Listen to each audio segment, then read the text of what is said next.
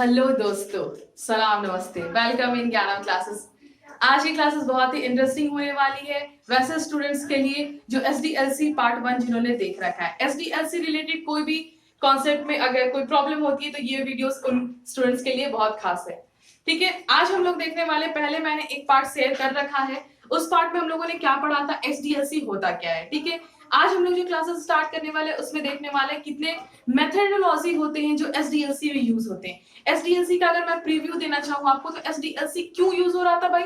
SDLC एक मेरा process model है जिससे कि हम लोग क्या करते हैं, एक सिस्टमेटिक वे में we can able to design and develop any system और अ सॉफ्टवेयर। ओके, तो आज हम लोग इस चीज को स्टार्ट करने वाले। ओके, बहुत ही क्लियर एंड शॉर्ट वे में समझाने वाली हूँ। अगर आपको इस रिलेटेड नोट्स चाहिए होंगे तो आप वो मुझे कमेंट सेक्शन में बता सकते हो। ठीक है, मैं वो अवेलेबल आपके लिए करा दूंगी। ठीक है, स्टार्ट्स।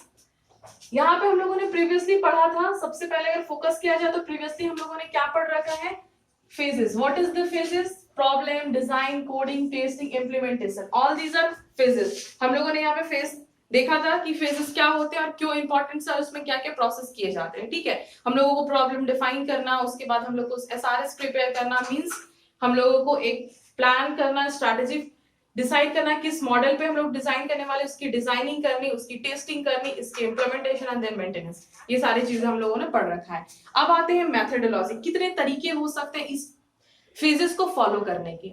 तो यहाँ पे पर्टिकुलरली मैं बहुत सारे मॉडल्स को बताने वाली हूँ यहाँ पर, और मॉडल्स जो होंगे ना वो कोई कंफर्म किसी नेम से नहीं होते कि यही नेम पर्टिकुलरली वो उनका है, नहीं। आप लोग को बस मॉडल के स्ट्रैटेजी को देखना है वो किस तरह से फॉलो करता है। ठीक है, यहाँ पे बहुत टाइम हो सकता है कि किसी और मॉडल के लिए भी कोई और नेम हो, बट लेकिन ये ब्रॉडली देखा जाए तो 6 ब्रॉडली कैटेगरी तो मेरे होने ही वाले हैं।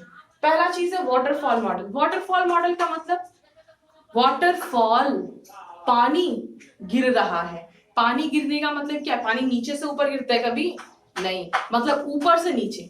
मतलब जो फेजेस हैं, जो एसडीएलसी में मेरे फेजेस हैं, वो ऊपर से नीचे ऐसे ऐसे ऐसे क्या होंगे, मूव करते जाएंगे। तो वाटरफॉल मॉडल को अगर देखा जाए तो हम लोग क्या बोल सकते हैं, मैं यहाँ पे आप लोगों को, यहाँ पे पहली बात तो मैं ना की पॉइंट्स बताऊंगी।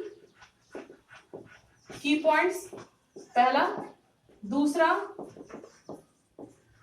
एडवांटेज क्या है इसके, और सबसे लास्ट में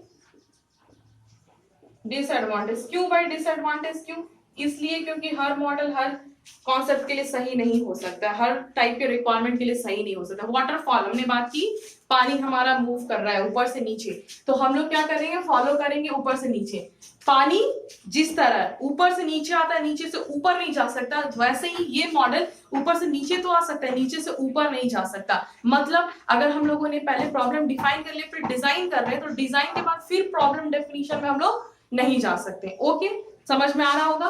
तो यहाँ पे हो जाता है हमारा, ये की पॉइंट है, ट्रेडिशनल मेथड है। ये क्या है, ये ट्रेडिशनल मेथड है, इजी है, ट्रेडिशनल मेथड होता है। हम लोग इसको अच्छे से पहले स्टार्टिंग में यही फॉलो करते थे, उसमें हम लोग को जब सॉफ्टवेयर इंजीनियरिंग में बहुत ज्यादा हम लोगों ने एक्सपेरिमेंट नहीं कर रखी थी। ओके, एडवांटेज क्या है, एडवांटेज ये है हमारा कि ये जो प्रोजेक्ट होते हैं ना, ये सिंपल लेवल ऑफ प्रोजेक्ट अगर बोला जाए, स्मॉल या सिंपल मतलब कम कॉम्प्लेक्स है, बड़ा भी हो लेकिन कम कॉम्प्लेक्सिटी उसमें हो, वो प्रोजेक्ट हम लोग इसके अंदर कर सकते हैं। डिसएडवांटेज क्या है, डिसएडवांटेज ये है, ये इतने सारे प्रोसेस को फॉलो करने के कारण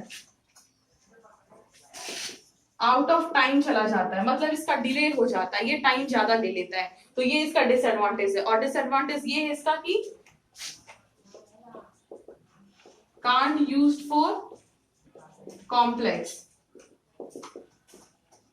आई होप समझ में आ रहा हो, can't use for complex project, हम इसे कॉम्प्लेक्स प्रोजेक्ट में यूज नहीं कर सकते। क्यों, क्योंकि ये बहुत ही टाइम ज्यादा ले लेता है पहली बात तो, और अगर कॉम्प्लेक्स प्रोजेक्ट है तो कॉम्प्लेक्स प्रोजेक्ट में बहुत सारी कॉम्प्लेक्सिटीज होंगी, बहुत टाइम होगा, डिजाइन करते करते मुझे क्या जरूरत पड़ जाएगी, फिर से प्रॉब्लम डेफिनेशन में जाना पड़ जाएगा। तो यहाँ पे हम लोग ये मूव नहीं ले सकते, यहाँ पे ये प्रोहिबिटेड होते हैं। ओके, तो यहाँ पे ये कॉम्प्लेक्स चीज को सॉल्व नहीं कर पाएगा, कॉम्प्लेक्स प्रॉब्लम को सॉल्व नहीं कर पाएगा। आई होप ये क्लियर हो गया होगा। ठीक है, नेक्स्ट आते हैं हम लोग, ये हम लोगों ने 4 चीज लिख रखा है मैंने यहाँ, view point, why this is written. This is written because यहाँ पे हम लोगों को व्यू पॉइंट में कस्टमर इंटरेक्शन देखना है। कस्टमर इंटरेक्शन वाटरफॉल मॉडल में होगा। हम लोग इस चारों क्राइटेरिया को लेकर इसके साथ कंपैरिजन करेंगे। कस्टमर इंटरेक्शन होगा वाटरफॉल में बट वंस, एक ही बार होगा। डेवलपर का काम पूरा एक बार उसने इंटरेक्शन कर लिया, उसके बाद वो डेवलपर का काम है। टेस्टिंग का काम, टेस्टर जो है वो एक सर्टेन पीरियड ऑफ टाइम के बाद ही इस प्रोजेक्ट में इन्वॉल्व होंगे। जब प्रॉब्लम डिजाइन कोडिंग पार्ट खत्म हो जाएगा देन वो टेस्टिंग के लिए टेस्टर्स को ऐड करेंगे। ओके, स्ट्रेट या साइकिल। स्ट्रेट या साइकिल मतलब क्या है, क्या मैं जा रहा हूं तो क्या रिटर्न आ सकता हूं? पानी जा रहा है, रिटर्न आ सकता है? नहीं। तो यहाँ पे ये स्ट्रेट है या साइकिल है? स्ट्रेट है। ऑफ कोर्स समझ में आ रहा होगा आप लोग को। नेक्स्ट स्टार्ट करते हैं वी शेप। वी शेप क्या है? वी शेप जस्ट सिंपली हमारा वाटरफॉल मॉडल टाइप का ही होता है, वाटरफॉल मॉडल बेस्ड ही होता है। बट यहाँ पे की पॉइंट ये है, this is the enhanced version of what? enhanced version of waterfall model. देखिए मैं इसे आप लोगों को बाद में बता सकती थी बट यहाँ पे कंफ्यूजन होता। आप लोगों ने जस्ट अभी वाटरफॉल मॉडल पढ़ा है, फिर आप इससे थोड़े से इनहेंसमेंट करके वी शेप मॉडल को भी पढ़ सकते हो। इससे क्या होता है, हमें थोड़ा सा जंप करके ज्यादा हम लोग अच्छे से समझ पाएंगे। लेकिन अगर मैं बाद में बताती तो तब तक ये वाला दिमाग से निकल गया होता, इसलिए प्रॉब्लम हो जाती। ठीक है, वाटरफॉल मॉडल का ये इनहेंस वर्जन है। इनहेंस हुआ कैसे? इनहेंस हुआ है तो रीजन होगा। इनहेंस का रीजन यहाँ पे क्या है? ये क्या करता है? वैलिडेशन एंड वेरिफिकेशन यहाँ पे यूज हो गया। यहाँ पे यूज होने के कारण क्या हो गया भाई? तो टेस्टर का काम बढ़ गया। टेस्टर का काम बढ़ गया इसका मतलब जब हम लोग ने प्रॉब्लम डिजाइन किया वहां पे हम लोगों ने फिर अगेन वेरीफाई एंड वैलिडिटी को चेक किया। अगेन डिजाइन किया हमने तो फिर वहां वेरीफाई हमने किया, वैलिडिटी चेक किया। टेस्टिंग जब हम लोग कोडिंग करे फिर वो कंप्लीट हुआ तो वेरीफाई वैलिडिटी चेक किया, मतलब की है हम जो बना रहे हैं वो सही बना रहे हैं और जो उसने बताया है कस्टमर की जो पॉइंट ऑफ व्यू वो उसको मैच कर पा रहे हैं या नहीं, वो बार बार लोग चेक करते हैं। बट वाटरफॉल मॉडल जो ट्रेडिशनल है उसमें हम लोग ये काम नहीं करते हैं। ओके, तो यही चीज वैलिडेशन एंड वेरिफिकेशन ऐड हुआ। इससे एडवांटेज क्या हो गया? एडवांटेज ये हो गया कि वाटरफॉल मॉडल स्ट्रेट है, आई नो स्ट्रेट हो जाएगा बट मुझे ये कंफर्म रहेगा कि मैं स्ट्रेट जा जरूर रहा हूं बट मैंने प्रीवियस में सही अच्छे से मैंने पूरे काम को किया है, तो मुझे साइकिल मतलब बैक आने की कोई जरूरत ही नहीं है। तो ये क्या होता है, एक हम लोग एडवांस में सिक्योर हो जाते हैं कि हमें फिर से अगेन पीछे बैक होने की जरूरत नहीं है। तो एडवांटेज क्या हो गया? ये क्या हम लोग को प्रोवाइड करता है? Secure move.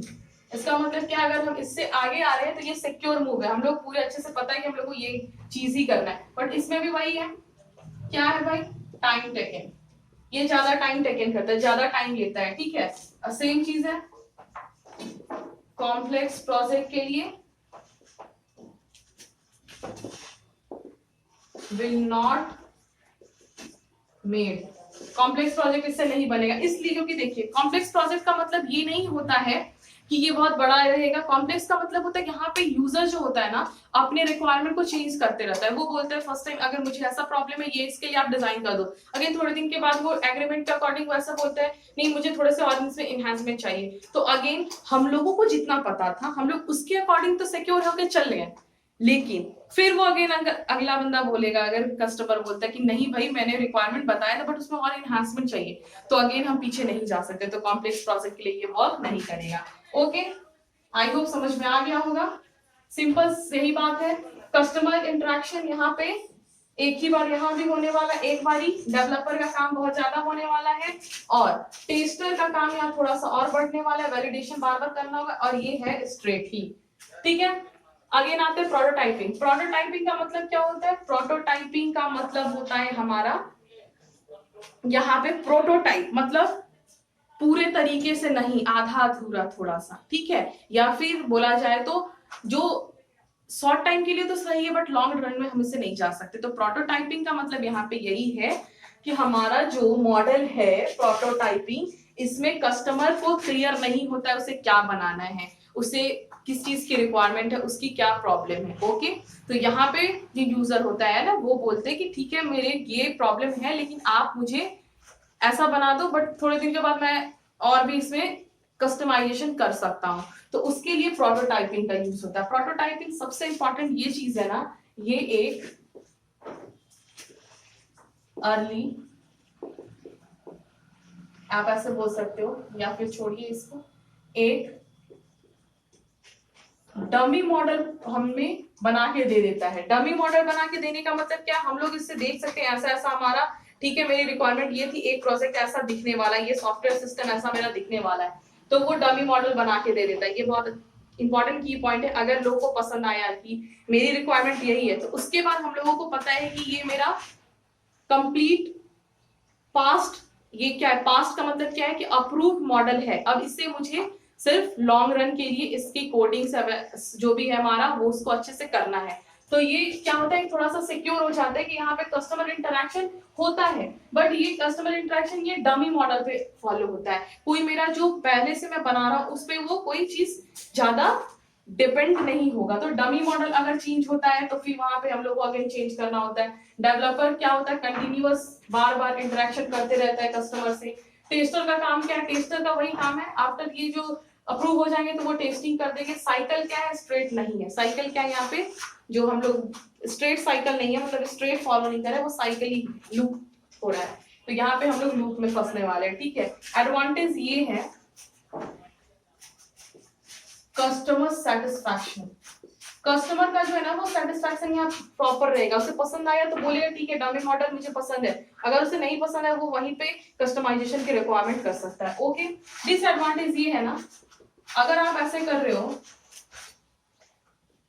तो क्या आप टाइम पे दे पाओगे डिलीवरी, टाइम पे दे पाओगे? अगर ऐसे बार बार आप इंटरेक्शन करो तो टाइम पे दे पाओगे? नहीं। तो यहाँ पे फिर अगेन टाइम वाला कॉम्प्लेक्सिटी आ जाता है। लेकिन टाइम कॉम्प्लेक्सिटी आ जाता है and can't good for small.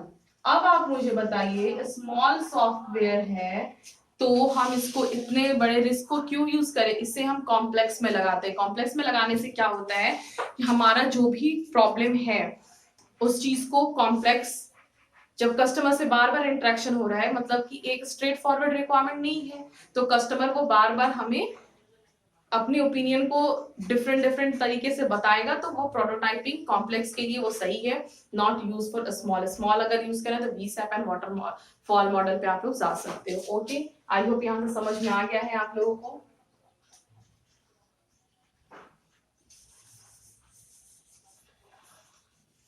ठीक है, अब आते हैं हम लोग नेक्स्ट हमारा क्या है, अब हम लोगों को 3 और पढ़ना है। तो ऐसा करते हैं, ये क्लासेस बहुत लंबी हो जाएगी, इससे अच्छा है ये क्लासेस होने के बाद हम लोग स्टार्ट करते हैं अगेन नेक्स्ट क्लास में।